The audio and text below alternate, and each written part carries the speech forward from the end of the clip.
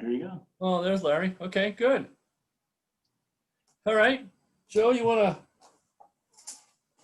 give the roll call, please? Mr. Livingston, Here. Mr. Nath, Mr. Declois, Mr. Lennon, Here. Ms. Cimaroli, Here. Mr. Tolmer. Here. All right. Thank you, everybody, for joining us this evening.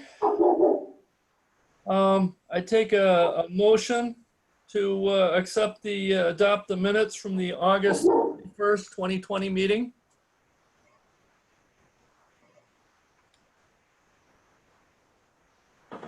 Anybody? I'll make a motion.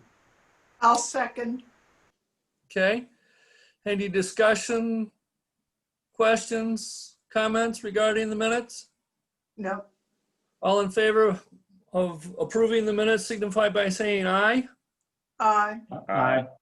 Opposed? Okay, motion carries. Minutes are adopted. Okay, next on the agenda, old business. Comprehensive plan concept discussion regarding pedestrian safety recommendations.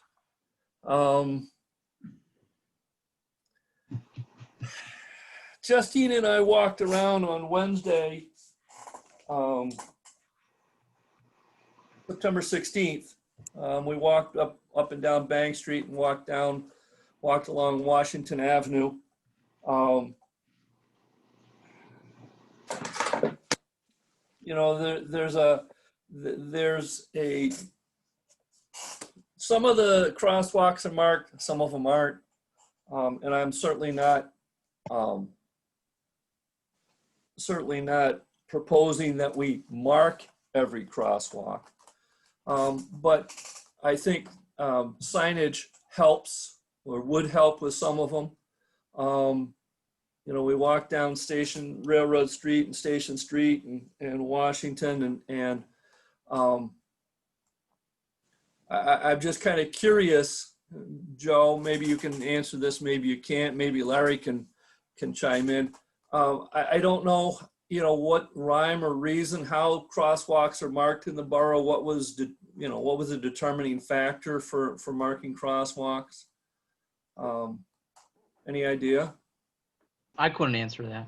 Yeah, I have no clue.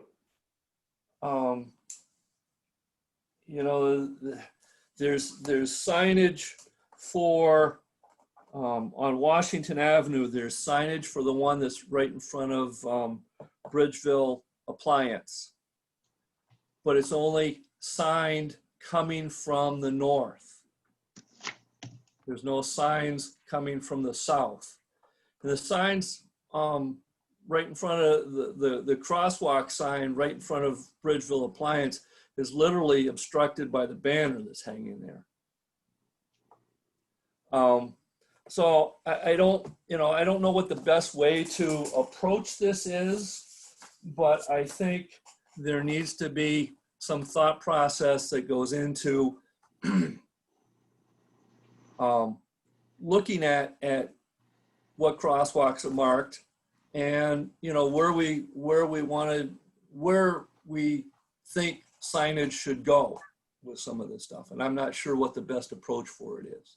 Yeah, let me make a couple of comments here. Joe sent a letter to PennDOT asking them to consider a pedestrian safety analysis for Bridgeville. Most of what you've mentioned, Dale, are PennDOT roads. So, and I don't know how they're going to respond to that, Joe. I don't suspect you've heard anything back from them as yet. No. But they're going to have to reply to that. And let's be positive. Let's assume that they say, yeah, we agree and we have money and we're going to do a pedestrian safety analysis for the PennDOT roads within the borough. My suspicion is that will then lead to a series of meetings and we can revisit those issues with them at that time, the ones you mentioned. I think what falls on our shoulders specifically is to discuss what the appropriate marking and or signage would be for pedestrian safety on the roads that the borough owns.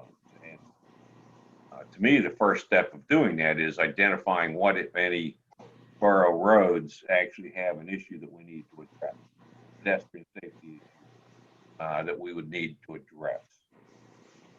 We kind of touched on this last month, but to me, that's where we have to start. And I'll confess, I'm not aware of any. That doesn't mean by any stretch of the imagination that there aren't any borough streets that need to be addressed. Just that my own personal ignorance is I don't know which ones they might be or where. I mean, maybe you do it by, as opposed to a street, you do it by intersections.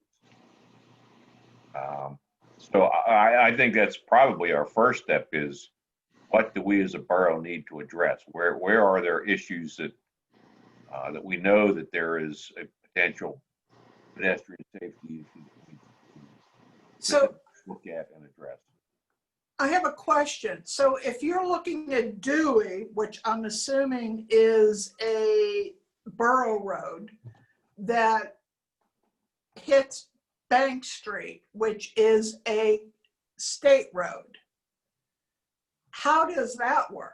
I mean, if there is an opportunity to improve the safety of that crosswalk, how does that work? Do you know? Well, I would suspect the mere fact that it intersects with the state road that it's going to come under the auspices of a state plan, and we would look Okay. to them to address that and undertake and subsidize any expense of A, the study, and B, the improvements. Okay. So All right.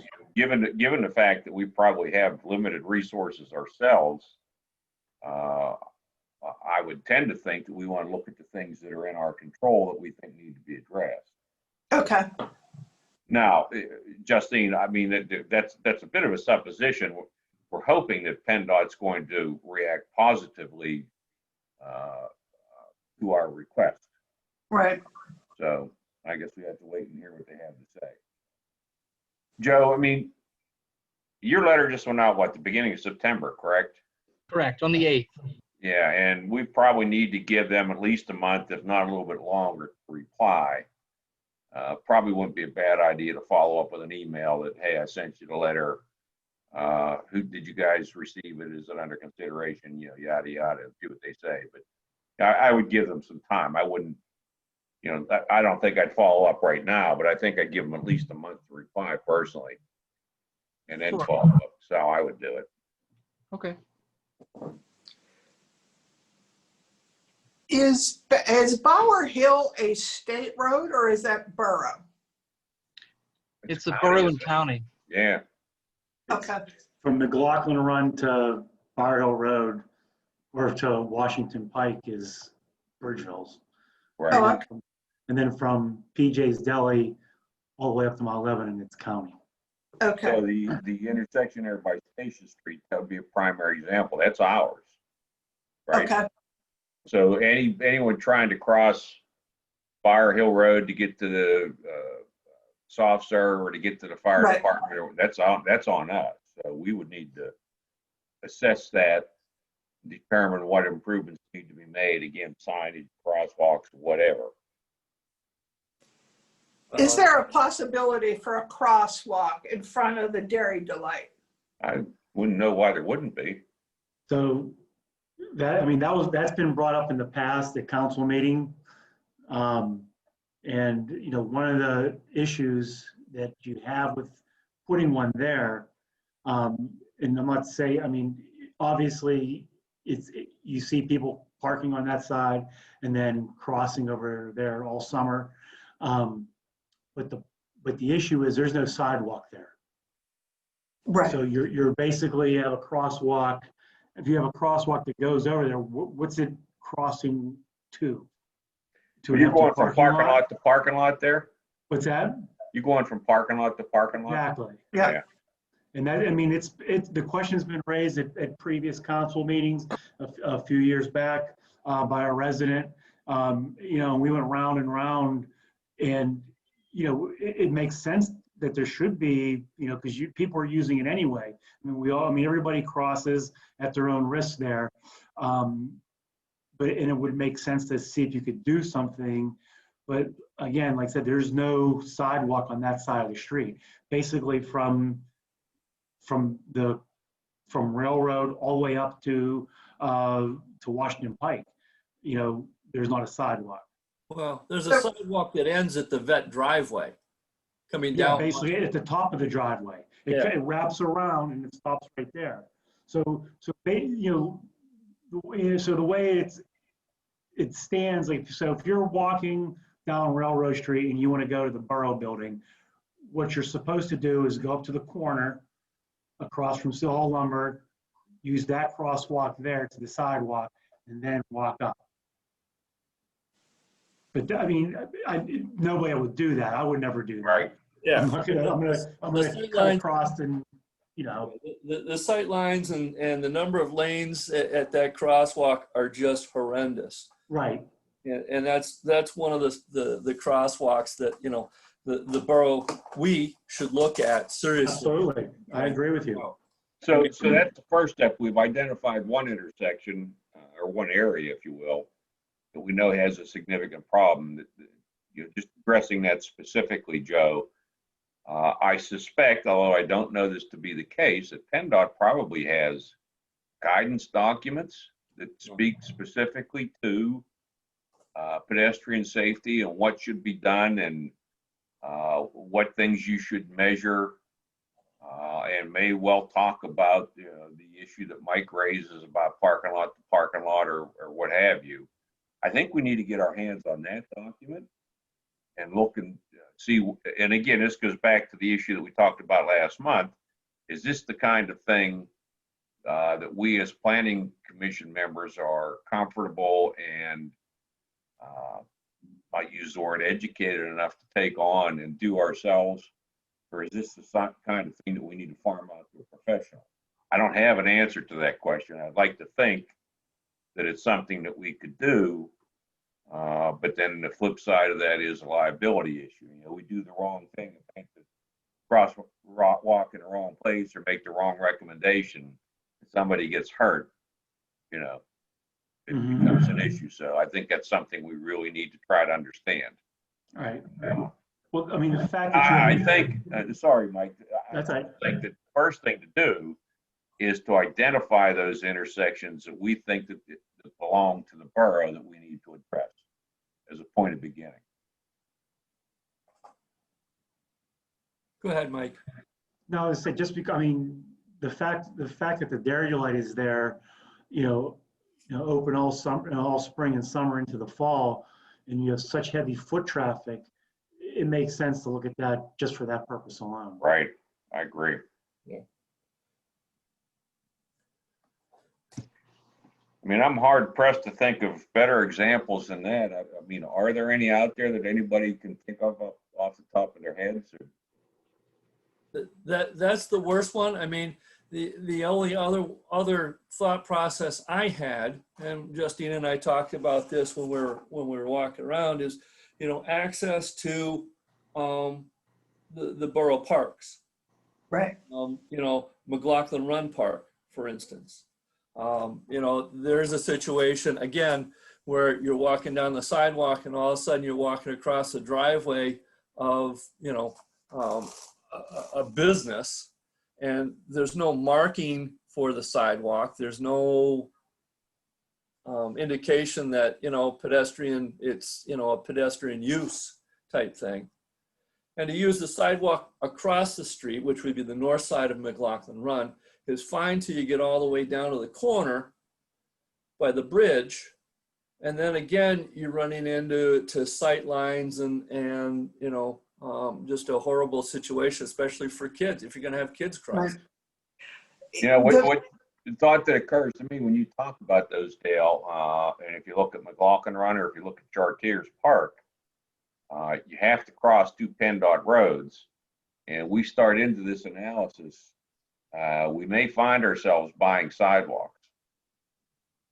We may find ourselves having to install sidewalks somewhere.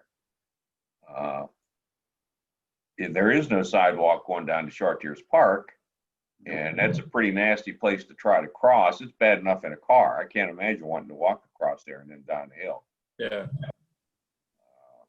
And I don't know, I suspect the borough's not interested in building stairs from the road all the way down into the park, to match up with some intersection. That would be a pretty expensive undertaking. So, I guess we need to be cognizant of it.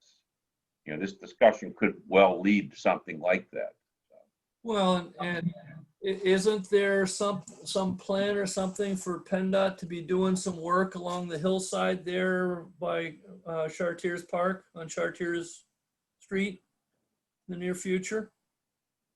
If They're that's gonna the be case, doing that'd be a great opportunity. the landslide work in 2024. So, Okay. Joe, to your point with the landslide work, when we heard that there was going to be work to be done on the bridge at the south end, we kind of approached PennDOT and said, hey, look, you're going to be doing X amount of work. Can we look at this project as a bigger project and figure out what we can do? If they're going to be doing landslide work and doing that whole hillside, maybe there's an opportunity to put, a dedicated pathway, that goes from Chartiers Park and to connect downtown Bridgeville. I don't know, Maybe something that's handicap accessible. something, because that'd be huge. Because you could sit there, you could talk to, to South Fayette and say, look, we have an opportunity here to connect Newberry with your new plan up in Mayview. And the only part that's the linchpin is getting through Ridgeville. And if we can solve that, now your residents can walk a mile up the road to connect your neighborhoods. It's a good thought, Mike.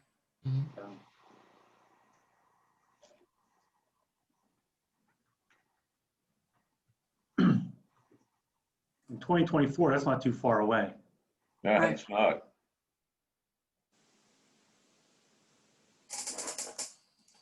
We start having those conversations now and see where it takes us. Yeah. The only other intersection has been brought up at council meetings, and I don't know how much of an issue it is, but the intersection of Bower Hill Road and Washington Pike. We've had people complain about that intersection in the past. Yeah, well, that's it, and honestly, that is another one, because if you're trying to cross Bower Hill Road from north to south, you have to walk 50 feet up to push the button and then walk back. Yeah, There isn't a crosswalk indicator activator close to the. I was kind of surprised they didn't fix that when they were doing the smart imaging or smart traffic stuff. Yeah, you would think they would have addressed that when they did the signal installation. Yeah. That's the time to do that. So, could you explain that to me again, Dale? What do you have to do? If you're walking from the Borough Building up Right. to Washington Avenue, you Right. have to continue to the north, 50 feet or so. So you have to go down by that bus station or by the bus stop. About 3/4 of the way to that to push the button. And Okay. then you have to walk back and wait for the traffic light, and then wait for traffic to let you cross during when you get the pedestrian signal to cross. Got it.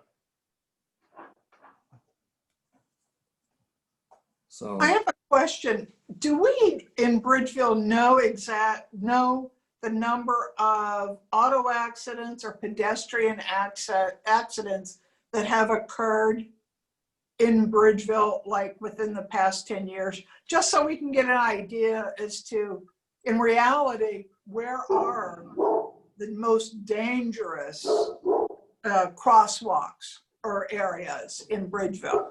I would think there's police reports on that, wouldn't there be, Joe? yeah. Yeah, there is. I can ask the chief. Okay. Speaking of, wasn't there just one in front of Jackalope the other day or a week ago? I think Friday night. Okay.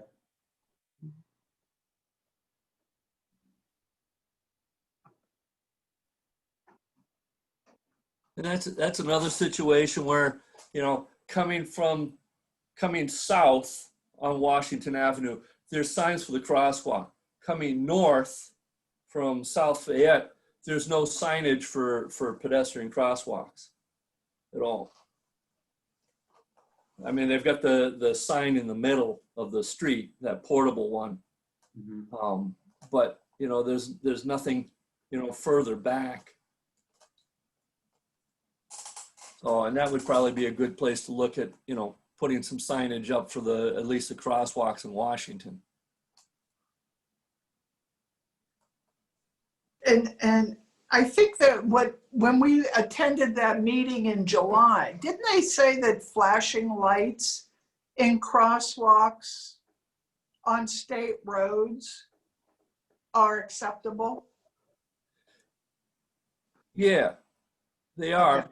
It was one of those things that was, you know, it had to do with the number of pedestrian crossings and Right. speed and that type of thing. You're talking like the flashers that they have up in Mount Lebanon. Right, right. But again, I don't know if that's, you know, PennDOT's responsibility or the borough's Well, responsibility. I think it's our responsibility, Yeah. but I mean, at least we can look at it, in my opinion, but.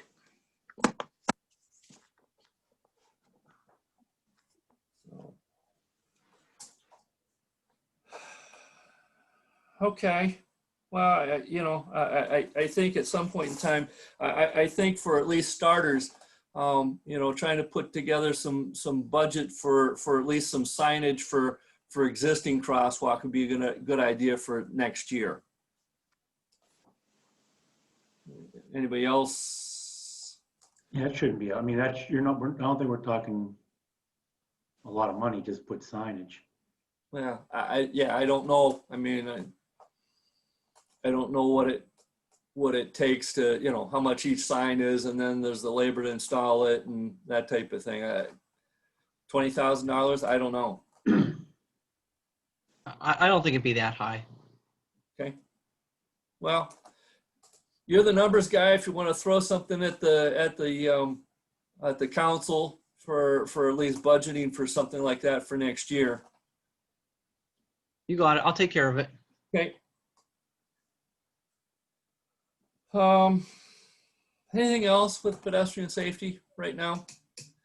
I guess I'm inclined to just until we get something back from PennDOT, let this one kind of rest. Well, again, Dale, if we can, if we could assemble a list of the borough intersections, we got to start on it tonight at least. Yeah. It was just a list of intersections. Maybe that comes out of the police reports that Joe's going to get from the chief, but just so we all have a feel, if we can come up with a list, that would be a great place to start in my mind. I agree. We already have one, and I suspect there's probably 2 or 3 others that are going to be added to that list fairly quickly. So. Okay.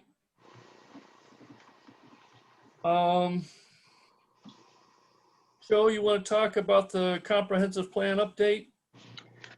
Sure. I sent council a draft RFP a couple days ago, and planning commission. I'm looking for any feedback. I know last meeting we wanted to see if we could get any interest from our neighbors for a multi-municipal plan. Touch base with Collier, Upper St. Clair, and South Fayette. Collier, the planning commission wasn't interested, but they were going to take it to the board of commissioners and get back to me. But the manager said typically they just follow the recommendation of the planning commission. So that doesn't look very favorable. Upper St. Clair, their manager said that they're halfway through their current plan. They don't need to update theirs. So right now they're not interested. South Fayette said they're interested more in a plan specific to their own municipality, but welcomed the idea of what they called a corridor plan for something just, you know, at the gateway. So I want to go back to the state to see, hey, we exhausted all our efforts for multi-municipal planning. What else do we got to do to look favorable to get grant funding to make a plan update? So the RFP, I wouldn't mind sitting on for a while. just so I hear what the state's going to recommend for grant money, because the project's going to be anywhere from $50,000 to $75,000 according to the DCD planner on what these plans cost. And I sent you that update from him. So it really makes sense that we try to get grant funding into this project.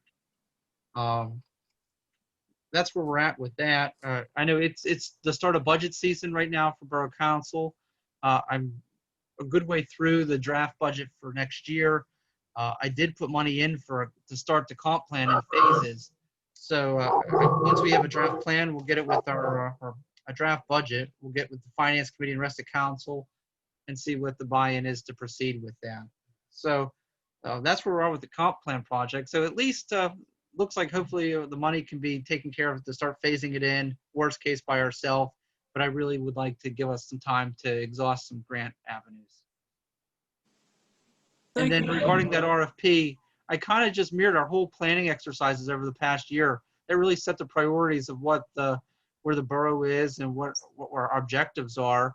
So when you look at like the work plan within the comp plan RFP, it kind of touches on each slide that we worked on earlier in the year. So that effort really set the framework of what we want the comp plan update to be. So that's where that was.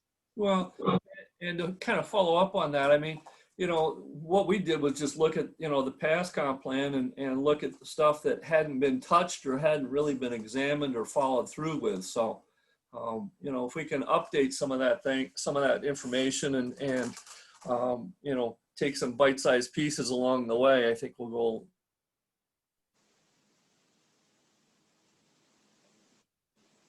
Yeah, so we're on the right track.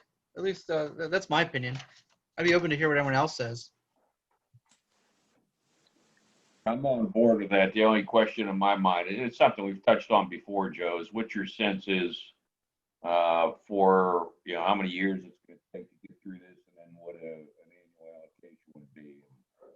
I don't know that we need to address that right now, but, you know, that's going to be part of the whole process, I think. So is it a 3-year process or longer or shorter? In which case, then we know what to request from Borough Council. But at least setting an allocation to get the process started next year, I think, is a good thing because, you know, by the time we get through this, you know, going through the RFP, marking that up, getting it out in the street, getting replies back, and then hiring somebody, truthfully, it's going to be fairly deep in the next year before we have somebody on board. We're going to be spending money. So at least that would be my thinking. Mm-hmm. I would agree. And then we got the list of all the planning consultants from the state. We have an estimate on what they cost. We have an RFP done. So everything's ready. We just need to make it, once we have the budget set for next year, make sure we have the money. Right now, everything's looking good. I'm still waiting on a couple figures. Get council support, then we can throw it out there and see where the chips lie.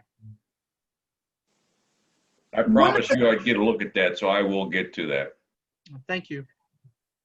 One of the things that I noticed was that there was no environmental impact statement in your RFP. So is there some way that we could consider a section, or is this just pre-planning, so that we can consider that, you know, there are environmental impacts to what we're doing today that need to be addressed for the future?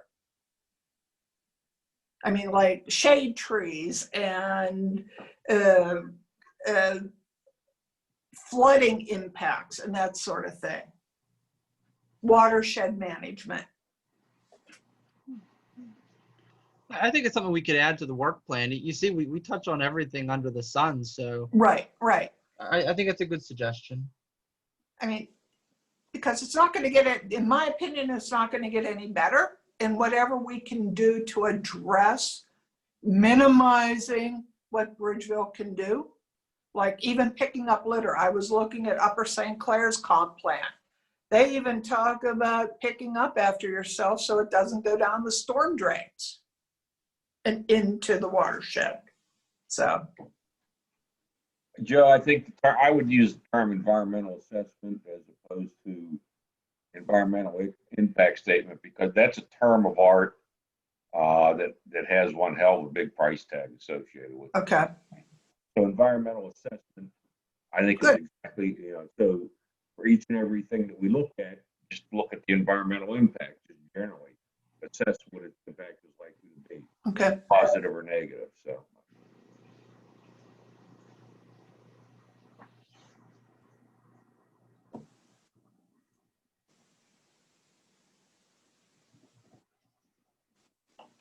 I think we lost Dale. Oh, Yeah. you're right, he's gone. I was like, someone's gone, but I couldn't figure out who it Yeah. was. His screen, he froze up and Yeah, then he dropped out, so yeah. I don't know what, He's got the agenda, huh? We can't do anything without our fearless leader. yeah. We're like a ship without a rudder. There really wasn't much left after I that. think It was that was just, it, tell you the Yeah, truth, yeah. the next thing was just an update for what we have for next month's meeting. The October meeting is going to be pretty busy for Planning Commission. The plan is to have kind of like a quasi joint meeting with Planning Commission and Borough Council to go over the proposed long-term flood mitigation plan that the engineer's been working on. So Is that gonna be live, Joe, at the Borough Building? I think Dale is still on Zoom, so probably on Zoom. It would Really? probably be best in person, but Yeah, I think so, personally. Dale was wanting Zoom, so. But It'll be anyway, down we at can make it Fire Hall. happen. Yeah. But the plan looks pretty good, so it's just now getting some public involvement. That's the plan, was to get Planning Commission involved into the capital planning. So it's what we were hoping for. Good. All right. So that's all I had. And I don't think there was anything else that we had to Is there any cover. public comment? Everybody looked is, I don't think there's anybody here from the public that wants to speak. Before we get there, wasn't there something on the chicken ordinance? No, we should hopefully have a draft ordinance for you guys to look over at next month's meeting.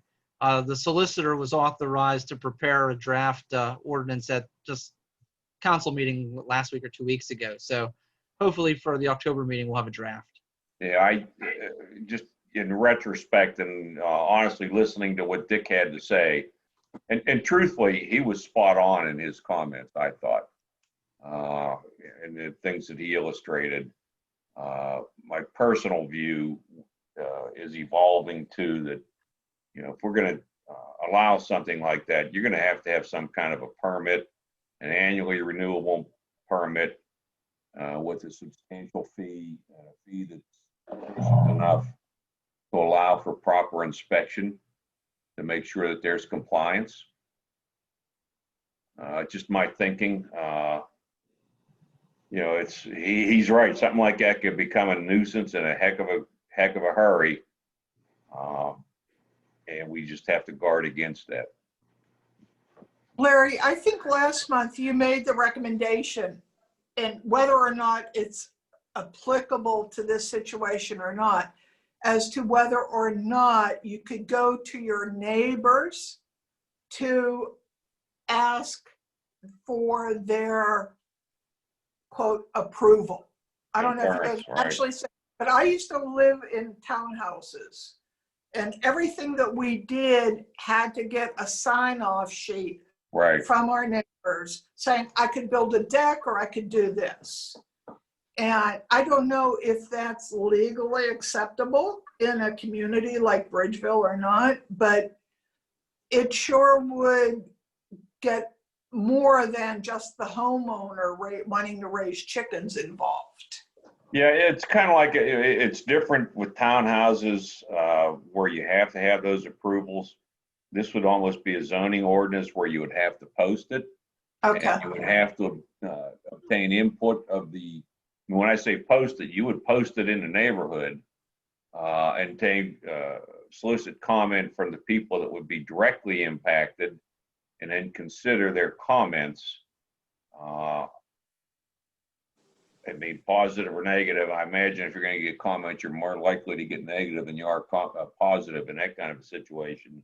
So then what do you do with that? But I think if we're going to entertain the thoughts of allowing this, even if you had public comment, you're going to have a set of regulations that people Right. are going to have to adhere to. And you're going to have the ability to measure compliance with those. And if they're not complying, to be able to shut them down. And I think coming up with those regulations is going to be a fairly significant lift, truthfully. You know, I know that there's one person in the borough that does it now, and my suspicion is that it goes unnoticed by and large. I mean, there might be some people that say something about it. I don't know. But this is going to be an interesting discussion, to say the least. But again, I'm of the opinion that we're going to allow it. Annual permits with an annual permit fee, and frankly, I'm thinking something like $500 that would cover any inspections. So if Joe, as a building inspector, had to go out, you know, once a month or once a quarter or whatever to make sure that they're in compliance, that the borough isn't responsible for that cost. The people that want to have the chickens would be paying for that. That's a lot of eggs there.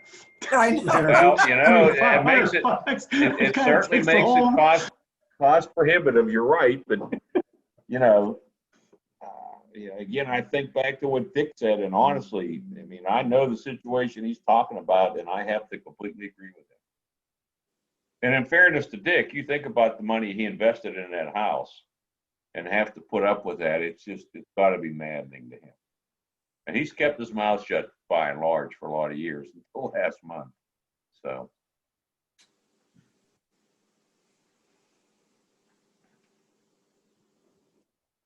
Anyhow, that's basically that's really all I had to say, Joe. So we will get something from the solicitor to consider and start talking about what our thinking is, I guess. Correct. The hope is that you would have that for next month's meeting. Not necessarily for immediate action, just for start of the discussion. Correct. Okay. Well, it seems like there's going to be quite a bit of stuff for next month's meeting, and you know, we may get it and get the information and table it till the next meeting. I don't know.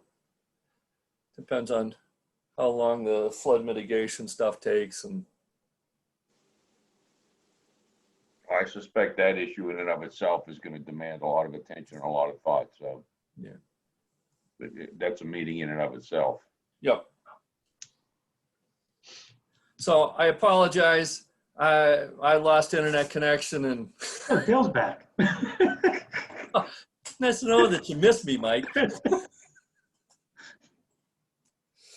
So, okay. Is there any other new business? Okay. I just wanted to visit with you guys a little bit. Justine and I attended a webinar about building a strong planning commission. And it was pretty much geared towards the governing bodies. There were more council people in attendance than there were planning commissioners. So they geared their discussion and stuff more towards the governing bodies types. One of the things that you know, they kind of went through the history of the planning commissions and how planning commissions came to be. They kind of talked about zoning, talked about comp plans, comprehensive plans, and the importance of that.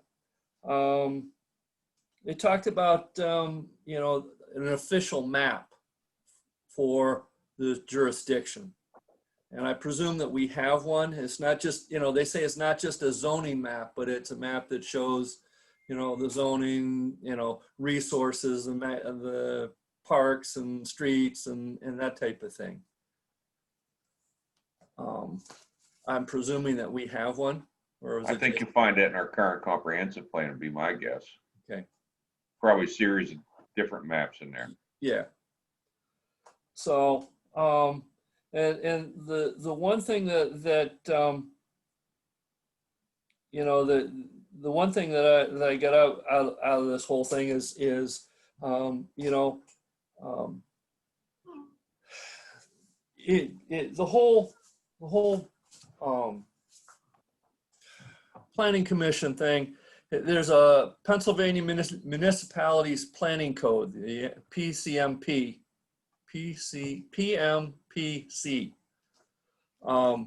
which kind of outlines, you know, what planning commission is supposed to do, responsibilities. One of the things that they talked about there was an annual report that the planning commission is supposed to make to the governing authority. And I don't know if this has been done in the past. It's supposed to be done in March, and I got the impression that it's supposed to be done in writing. Joe, are you aware of this? Mike, Talmer, you? No, Okay. Well, I'm not, sorry. it's one of those things. I didn't realize that it's you know, laid out and specified that it's supposed to get done. It'll be really easy this year, you know, with all the planning and stuff, and Land's supposed to address what we've done in the past and what we're looking to do in the future.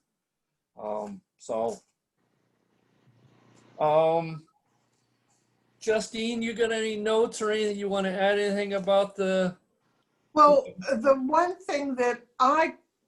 the things that I got out of it, which I thought was important for me as a newbie in this planning commission, is that they had an outline of what documents a new member of the planning commission should receive in order to do their job.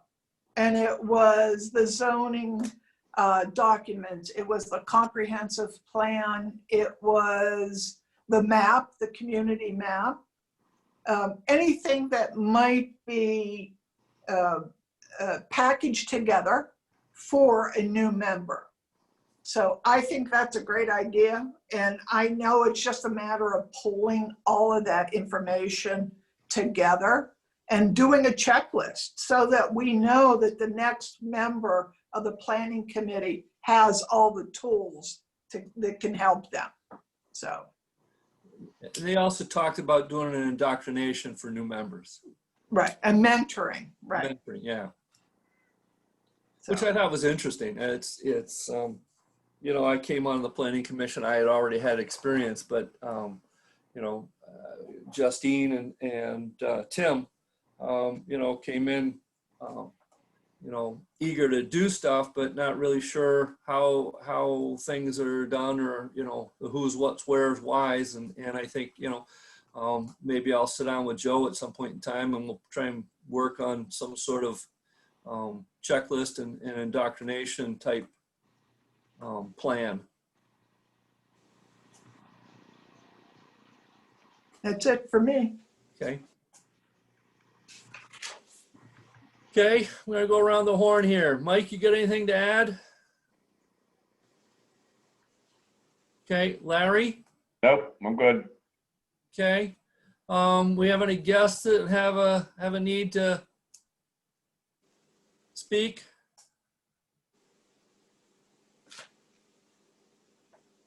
Okay. I